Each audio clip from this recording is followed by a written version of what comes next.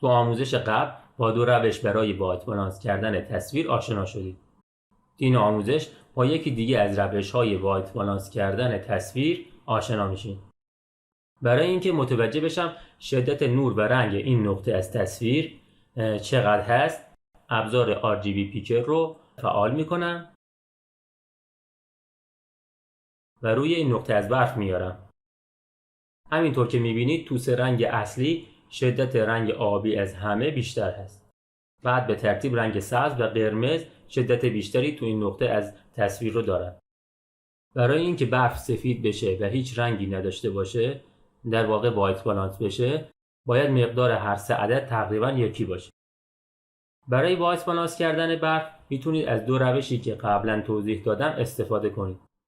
هم میتونید از این ابزار وایت بالانس استفاده کنید،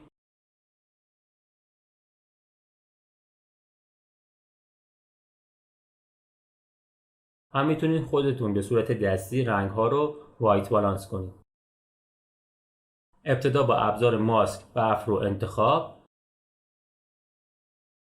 و بعد این سه تا رنگ رو توی یه خط قرار میدم.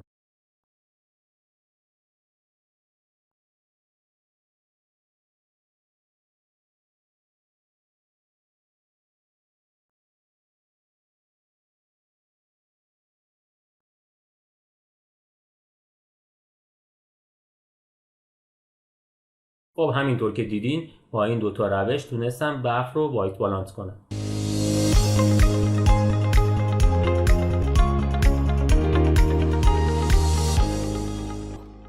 برای وایت بالانس کردن برف میتونم از پنجره کرو هم استفاده کنم. شما میتونید از هر کدوم از این روش ها که باهاش راحت تر هستین استفاده کنید. البته ممکن هست نتیجه هر سه روش یکی باشه. ابتدا روی برف کلیک میکنم. حالا میتونم شدت نور و رنگ های قرمز، آبی و سبز رو تو پنجره کرو ببینم. هرچه نقطه ها بالاتر باشن، در واقع شدت رنگ تو اون نقطه بالاتر است. برای اینکه نور و رنگ ها از هم جدا بشن، روی این آیکون کلیک میکنم. حالا برای اینکه برف رو وایت بالانس کنم، باید هر سه این نقاط رو به سمت این نقطه نور بیارم.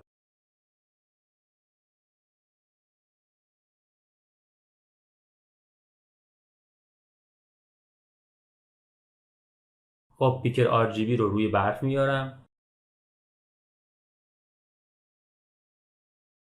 همینطور که میبینید تقریبا شدت سه رنگ اصلی به هم نزدیک شد و دیگه برف رنگ آبی نداره و تقریبا بدون رنگ هست.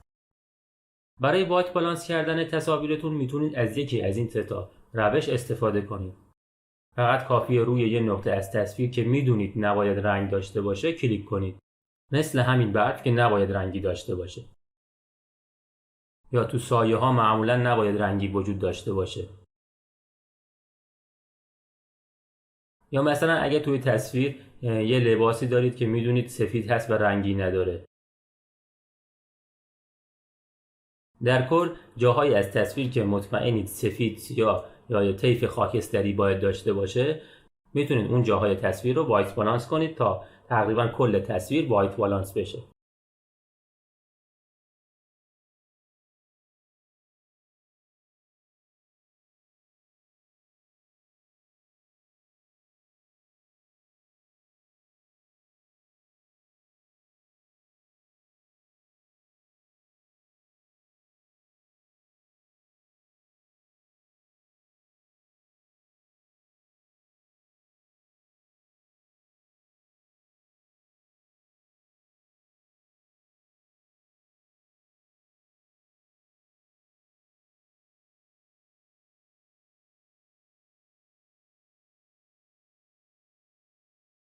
اگه مانیتورتون کالیبره نباشه، خب طبیعتا نمیتونید مطمئن باشید رنگ برفی که دارید میبینید درست هست یا نه. بهترین کار برای مطمئن شدن استفاده از RGB پیکر هست. این اعداد شدت هر سه رنگ اصلی رو تو هر نقطه از تصویر بهتون نشون میدن. اگه هر سه تا عدد تقریبا نزدیک به هم باشن، اون نقطه از تصویر وایت بالانس هست. من این قسمت از آسمون رو ماسک میکنم و آیکون هایلایت رو هم فعال میکنم تا بتونم فقط آسمون داخل ماسک رو ببینم. حالا اگه به پنجره اسکوپ نگاه کنید، شدت هر سه رنگ اصلی رو توی آسمون میتونید ببینید. خب حالا روی آسمون کلیک میکنم. همینطور که اینجا هم میبینید شدت رنگ قرمز بیشتر هست، بعد رنگ سبز و بعد هم رنگ آبی. حالا نقطه ها رو به هم نزدیک میکنم.